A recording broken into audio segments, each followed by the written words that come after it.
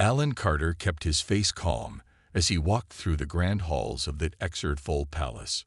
Inside, his heart beat fast, but he had learned long ago not to show fear. The tall, scaled aliens around him could smell fear, and showing weakness here meant death. The HFY had ruled this part of space for thousands of years. They were clever predators who had evolved from creatures that hunted with fear as much as with claws. In time, they had learned to use that same fear to control whole planets and dozens of alien species. Alan was one of only 12 humans allowed on Vexmora, the HFY home planet. As a diplomat, his job was to smile, agree, and keep Earth safe by accepting whatever terms that HFY offered. At least, that's what the aliens thought. "Diplomat Carter, you seem tired today," said Krelvor, a high-ranking HFY official.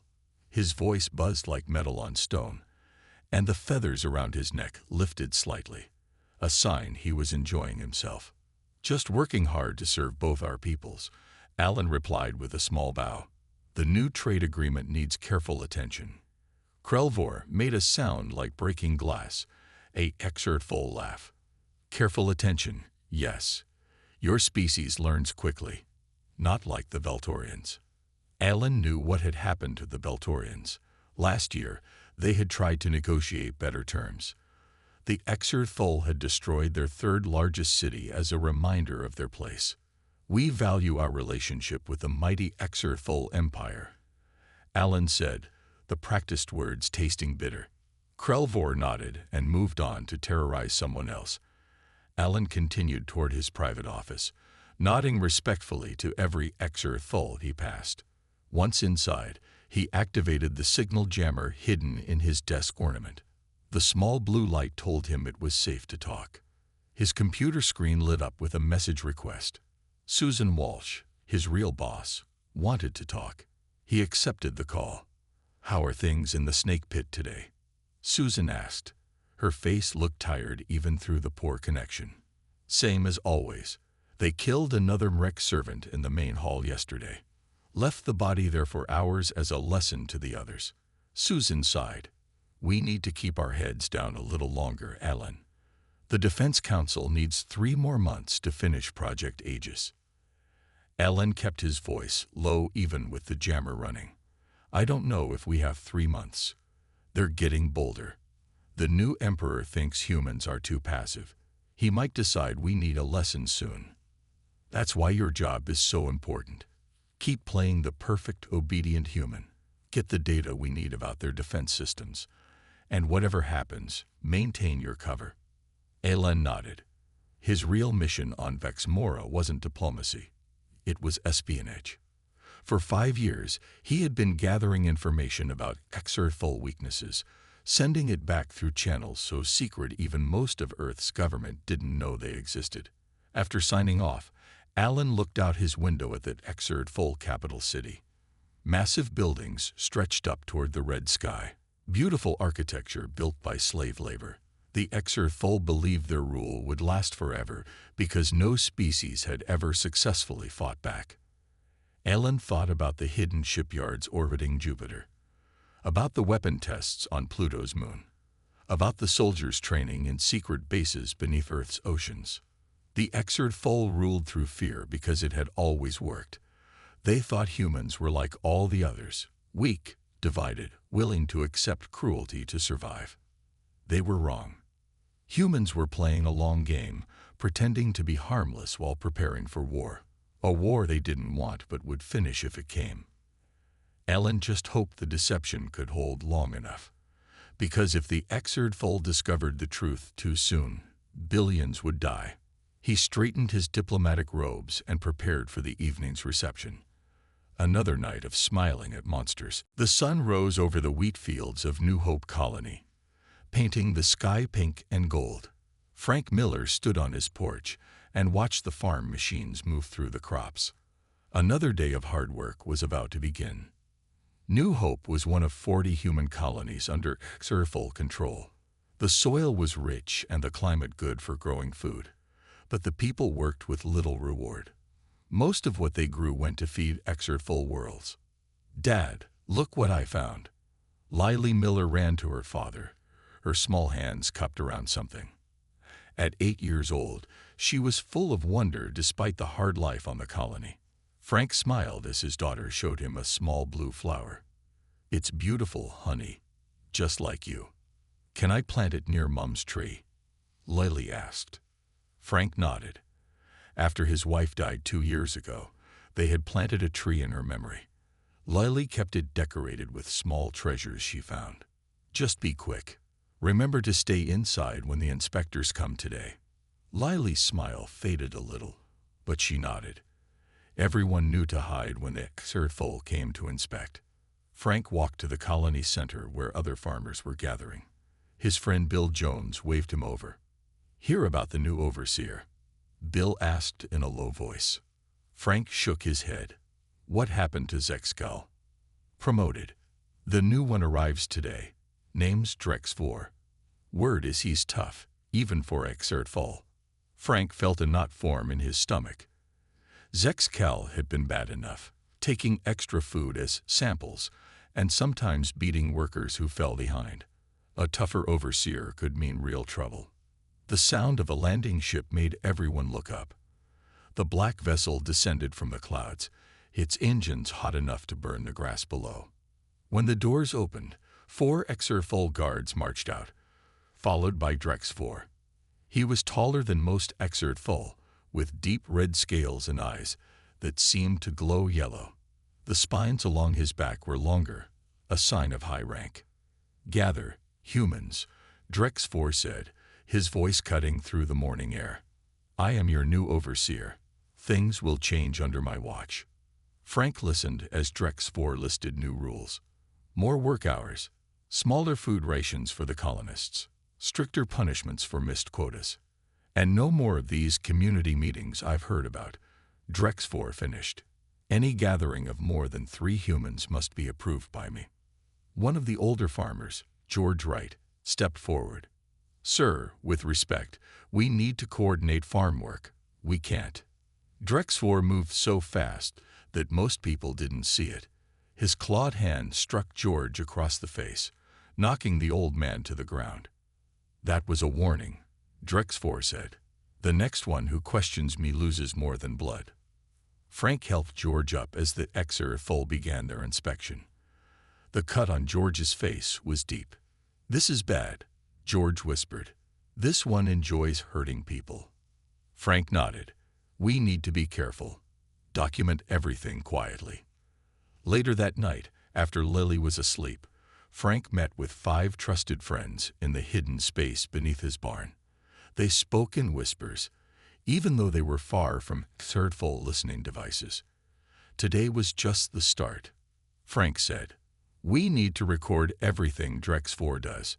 Someday, someone will care." Bill looked doubtful. "Earth signed away our rights when they joined the Empire. No one's coming to help." Frank opened a hidden panel in the floor and pulled out an old military radio. "Maybe. But I still send reports. Someone named Susan Walsh answers sometimes. She says to keep documenting the abuses. And if Drex4 finds out?" asked Mary Bennett, whose husband had disappeared during the last inspection. Frank had no answer. They all knew what happened to those who defied the HFY. As they spoke, Drex4's ship took off from the colony center. It flew over Frank's farm, so low that the house shook. Lily woke up crying.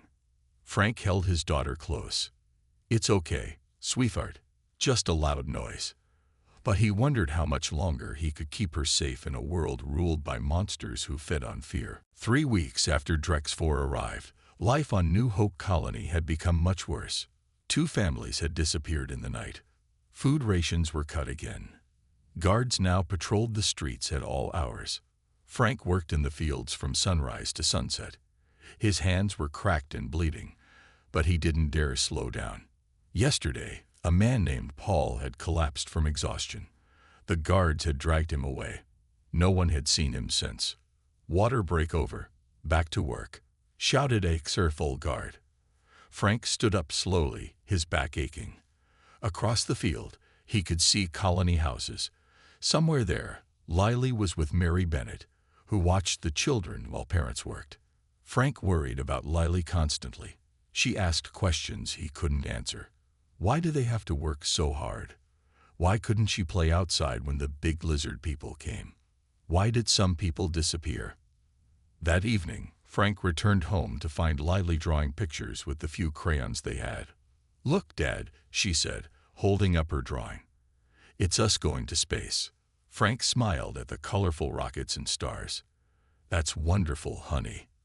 When can we go to Earth?" "Billy says Earth has oceans and mountains and ice cream." Frank knelt beside her. "Someday, maybe. Now, remember what I told you about tomorrow." Lily nodded seriously. "Stay inside with Miss Mary. Don't look out the windows. Be very quiet." "That's right. It's inspection day. Very important to follow the rules." Lily frowned. "I don't like inspection days." "No one does, sweetheart. But they keep us safe." That night, Frank couldn't sleep. Something felt wrong. He checked the locks twice and kept his hidden radio close. Morning came with the sound of HFY ships. More than usual. Frank hurried Lily to Mary's house before joining the other colonists in the central square. Drexvor stood on a platform, his yellow eyes scanning the crowd. "Humans of New Hope, your production is unacceptable. You have failed to meet your quota 3 weeks in a row." A murmur went through the crowd. The new quotas were impossible to meet. "Today, we will search every building for hidden food and goods," Drexvor continued. "Anyone found hoarding will be punished." Frank felt cold fear. They weren't hoarding, but the HFY would claim they were. Guards spread out across the colony. The colonists were forced to stay in the square under watch. Hours passed under the hot sun. Several people collapsed but weren't allowed water. Then a guard rushed up to Drexvor, speaking quickly in their clicking language. Drexvor's neck feathers rose in anger.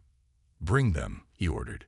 Frank's heart stopped when he saw guards dragging Mary Bennett toward the platform. She was crying, and behind her, looking terrified, was Lily. "No," Frank whispered. He pushed forward. "That's my daughter. What's happening?"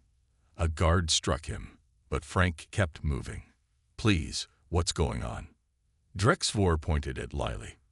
"This small human was found in a restricted area, watching our security operation." Frank looked at Lily, who was shaking. "She's just a child. She didn't know.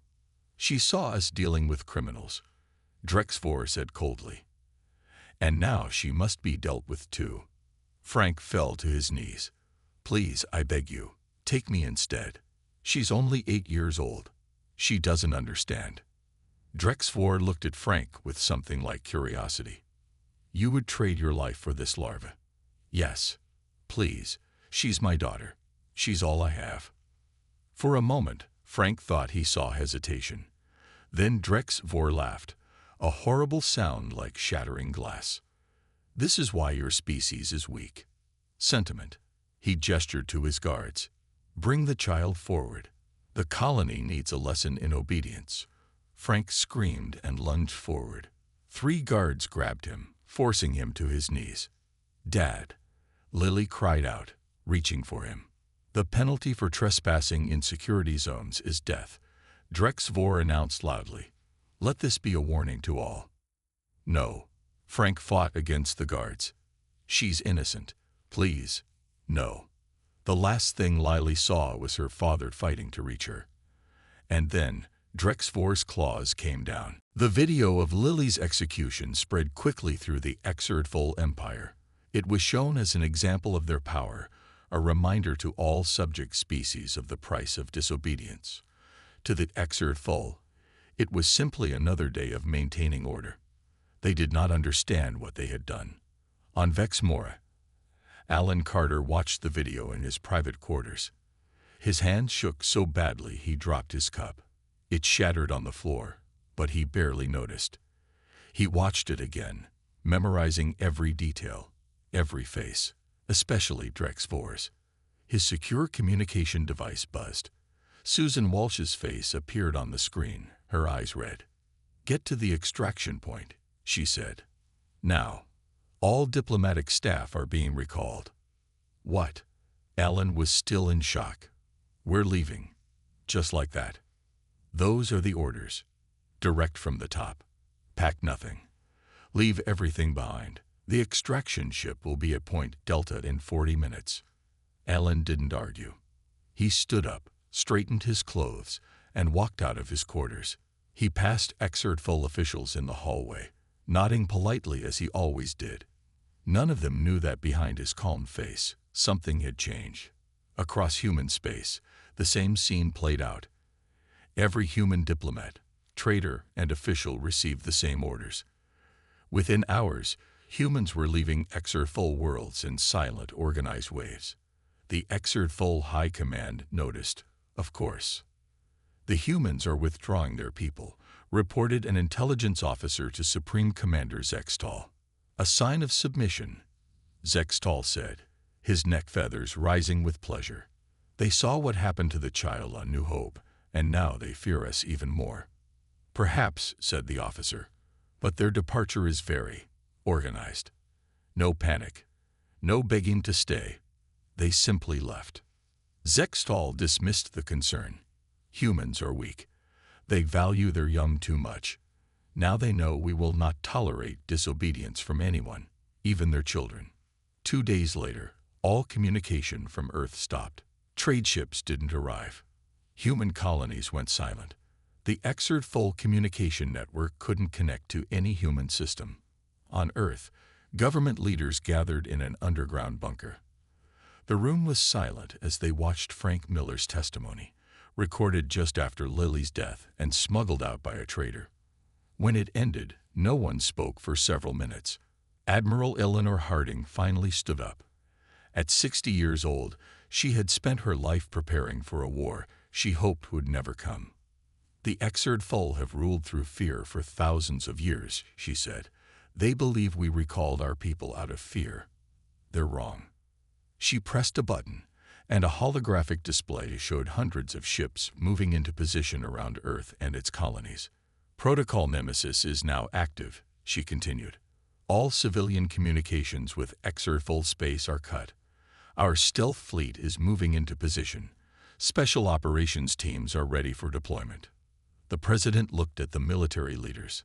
Are we sure about this? Once we start, there's no going back. From the back of the room, Alan Carter spoke up. He had arrived from Vex Morit just hours before. They killed a child to make a point, he said. They recorded it, shared it. They're proud of it. And they believe we'll do nothing because we're afraid. Admiral Harding nodded. For years, we've hidden our true capabilities, presented ourselves as weak, compliant. It was the right strategy at the time. But now, she looked at each person in the room. The excerpt-full have ruled for thousands of years because no species ever hit back hard enough. They think fear is their weapon. They're about to learn it's ours too. The president closed her eyes for a moment, then nodded. How long have we been preparing for this? Since our first contact, Harding said. We studied history. Species that appeared threatening were attacked. Species that appeared useful were enslaved. So we chose to appear useful while building our strength. She pressed another button. The display changed to show detailed maps of excerpt-full space.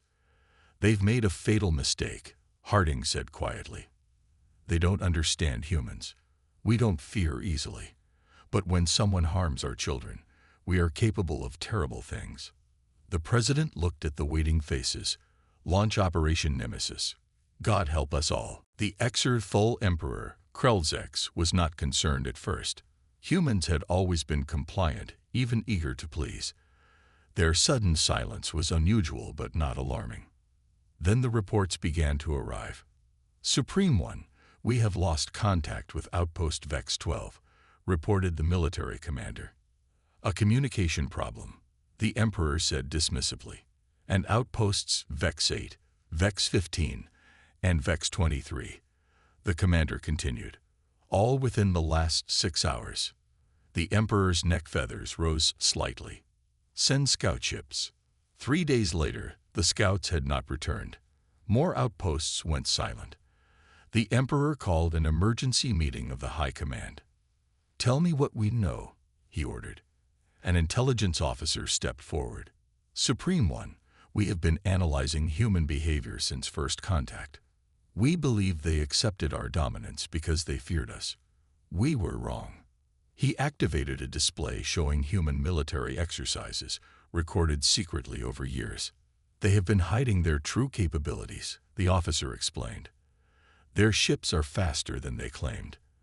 Their weapons more powerful. Their soldiers more numerous." "Why?" asked the Emperor. "Why pretend to be weak?" "Because they studied history," said the officer. "They learned that species who appeared threatening were attacked. Species who appeared useful were allowed to live. So they chose to appear useful while secretly building strength." The Emperor hissed in anger. "And now they attack because of one child. Thousands die every day across the Empire." A different officer spoke up. "Humans are different, Supreme One. Our studies show they have an unusual protective instinct toward their young. It overrides logic. It overrides self-preservation. They also have a concept called justice," added another. "They believe punishment should match the crime." The Emperor paced the chamber. "How serious is the threat? Can we crush them quickly?" The military commander looked uncomfortable. "It may not be easy, Supreme One. They have positioned themselves well. Our subject species are also acting strangely. Many are refusing orders. Some are actively resisting. The humans have been making allies," the intelligence officer explained. "Secret agreements with other species we control. They have been planning this for years." On the main display, a new report flashed. The mining world Zexka had fallen. Its exer-full governors were dead. The Emperor's anger grew. "Send the Third Fleet. Destroy the main human colony as an example." The communications officer's hands shook as he delivered the next news. "Supreme One, the Third Fleet reports unknown ships appearing from nowhere. They were cloaked somehow. The fleet is under attack." For the first time in his long life, the Emperor felt a chill of fear. Meanwhile, on the human command ship Liberty, Admiral Harding watched the battle displays. The Third Fleet of the HFY was being systematically destroyed by ships that had been hiding in plain sight for years. Alan Carter stood beside her. The stealth technology worked perfectly. "They never saw us coming." "Phase 1 complete," Harding said. "Begin Phase 2. Across HFY space, human special forces teams emerged from hiding. They had one primary mission: find those responsible for Lily's death." Frank Miller was no longer a farmer. After Lily died, he had been taken to a secret human base and trained. Now he led a team of 12 soldiers toward the governor's palace on New Hope. His face was hard, his eyes cold. "Remember," he told his team, "Drexford is mine." On thousands of worlds, enslaved species watched in awe as their HFY masters suddenly became the hunted. The creatures who had used fear as a weapon now experienced true terror. Back on Earth, the president addressed the people. "For decades, we have hidden our strength. For years, we have endured insults and injustice. We did this to prepare, to position ourselves, to build our forces in secret. We did not want war." Her voice hardened. "But when they killed an innocent child to teach us fear, they crossed a line. Now they will learn that humans do not cower. We do not forget, and we do not forgive those who harm our children." Across human space, people watched the address with grim faces. No one celebrated. No one cheered. This was not a war of conquest or glory. This was justice, cold and terrible. Captain Olivia West led her team through the dark corridors of the HFY command station. 6 human soldiers moved silently, their special suits hiding them from HFY sensors. They had trained for this mission for years, learning every detail of HFY bases from the information Alan Carter and other spies had gathered. "Security room ahead," Olivia whispered into her comm. 3 guards. Her team moved into position. The HFY never saw them coming. Within seconds, All 3 guards were down. "Clear the station," Olivia ordered. "Remember the mission parameters." The soldiers nodded grimly. This was not a standard military operation. This was Operation Nemesis, and it had very specific rules. Across full space, 50 such teams were hitting targets simultaneously. They weren't attacking randomly. Each target was a place where HFY had abused or killed humans. Each team carried with them records of those crimes, collected secretly over years. On the HFY homeworld, Emperor Krell's received reports with growing horror. "Another governor's palace has fallen," his aide reported. "Governor Trelvex and his entire command staff were executed." "By the humans?" the emperor asked. "Yes. They left behind video evidence of the governor's crimes against human colonists. They are broadcasting it across all channels." The emperor hissed in anger. "Why target only leadership? Why not destroy the planets from orbit? It appears to be deliberate, Supreme One. They are being selective." More reports flooded in.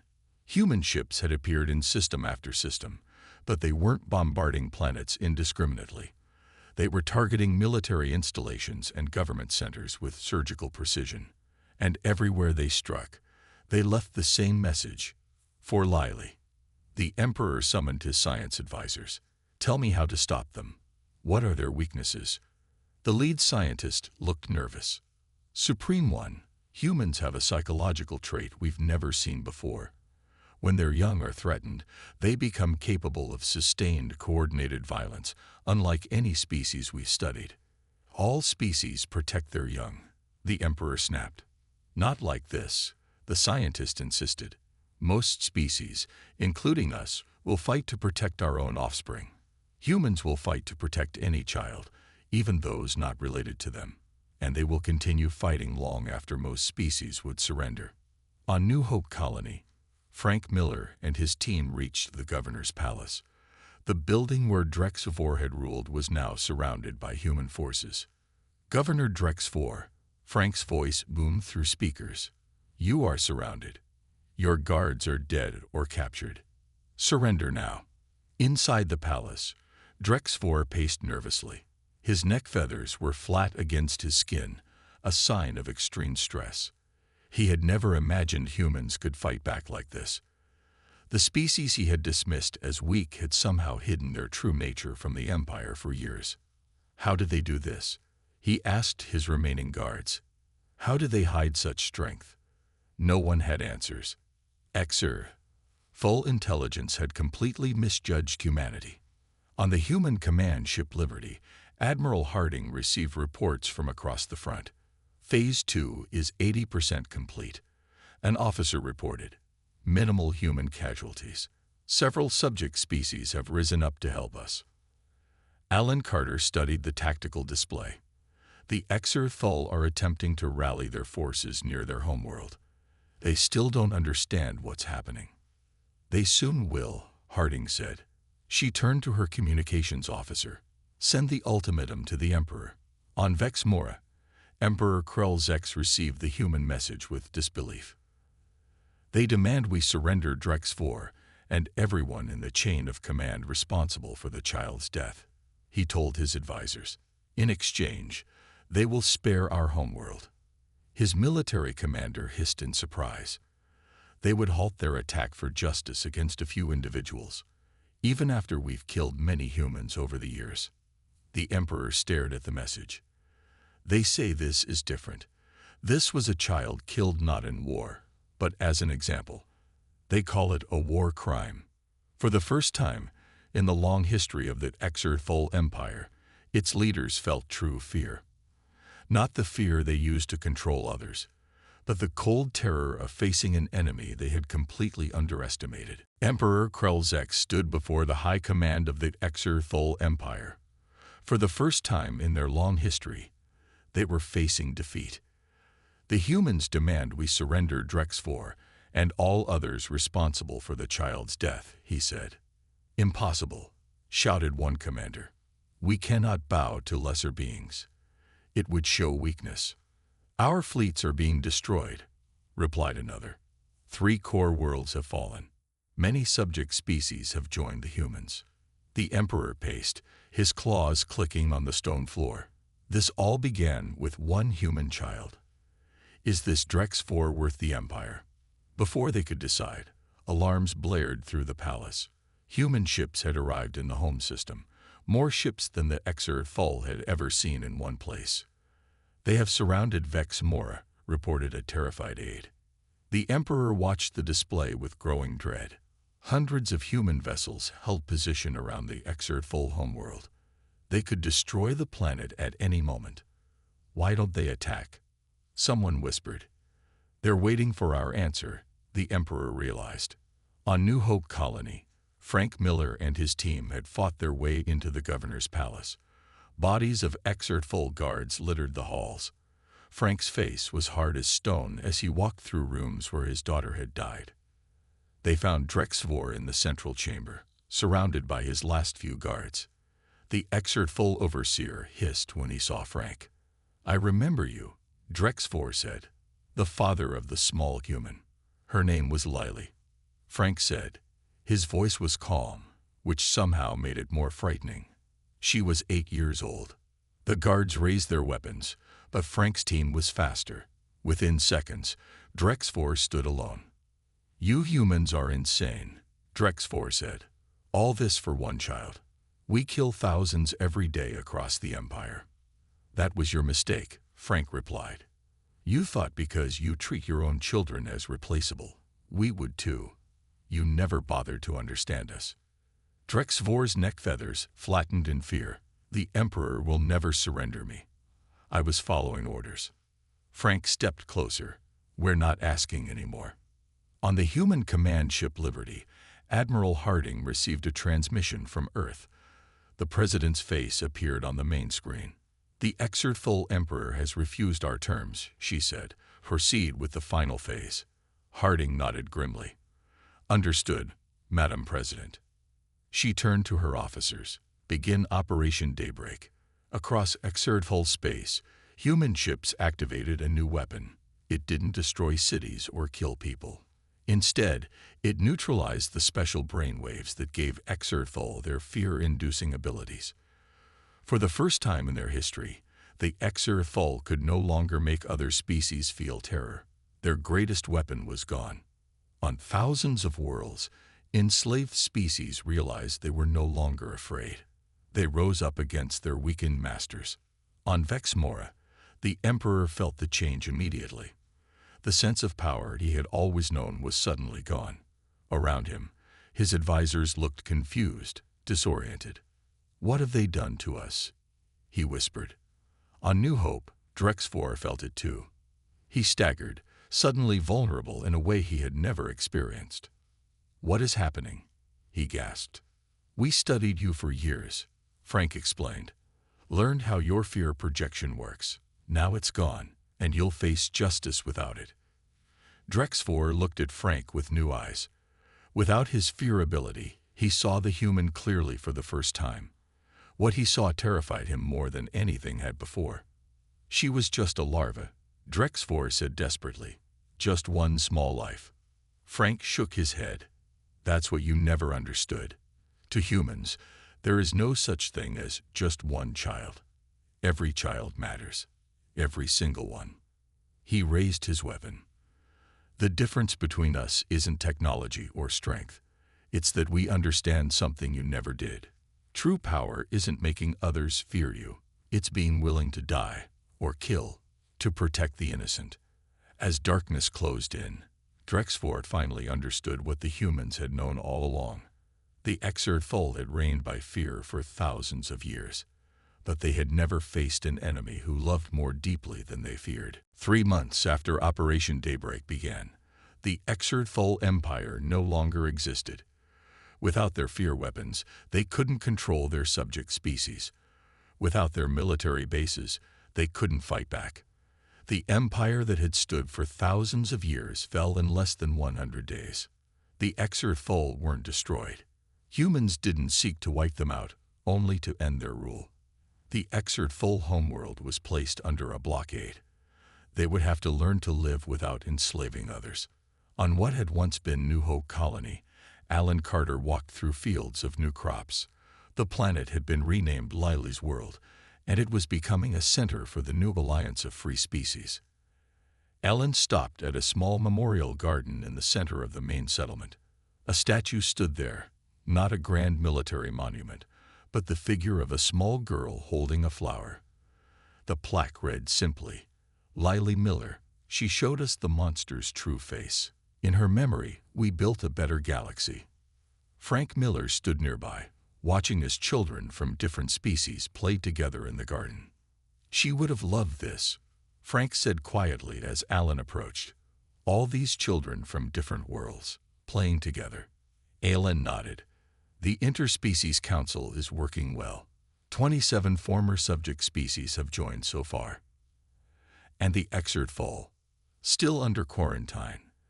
Their scientists are working with ours to understand why they evolved such aggressive tendencies. They want to change." Frank looked skeptical. "Can they?" "They're trying. Without their fear abilities, they're seeing other species clearly for the first time. It will take generations, but yes, I think they can change." A ship landed nearby, a diplomatic vessel from Earth. Susan Walsh emerged, looking much different than when she had been Alan's handler. Now she represented Earth on the new Interspecies Council. "The council session starts in an hour," she told them. The MREC delegation has arrived with their proposal for rehabilitating former HFY worlds. As they walked toward the council building, they passed through the new city center. Species that had once been enemies now worked side by side. The peace was fragile but growing stronger each day. Inside the council chamber, representatives from dozens of worlds took their seats. Some floated, some crawled, some walked on many legs or few.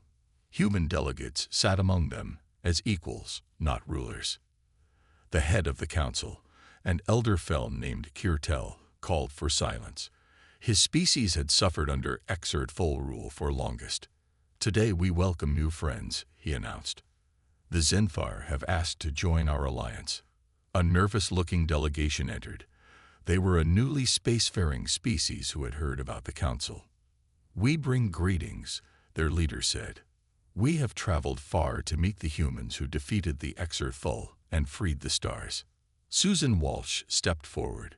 "We welcome you as equals. The days of empire are over. The days of friendship have begun." The Zenfar leader hesitated. "We have heard stories about why humans fought, about a child named Lily. Is this true?" Frank stood up. The chamber went quiet. Everyone knew who he was. "Yes," he said simply. "My daughter was killed to teach humans fear. Instead, it taught us we could no longer remain silent." The Zenfar delegation bowed their heads. "We have children too. We understand." Later, as the council session ended, an aide approached Alan and whispered something. Alan nodded and went to Frank. "They found the last one," he said quietly. "The HFY who gave the original order to use Lily as an example." Frank looked out the window at the children playing near his daughter's statue. "What will happen to him?" "Trial. Fair and open. The way Lily never got." Frank nodded. "Good. Not revenge. Justice." As the sun set over Lily's world, Frank placed a small blue flower at the base of the statue. The same kind Lily had found the day before she died. "We did it, sweetheart," he whispered. "They'll never hurt another child again." Across the stars, the message spread to all worlds. In this new galaxy, all children were precious. All would be protected, and any who brought harm to the innocent would face not fear, but justice. The HFY had reigned by fear for millennia. But in the end, the love of a father for his daughter had proven stronger than all their terror.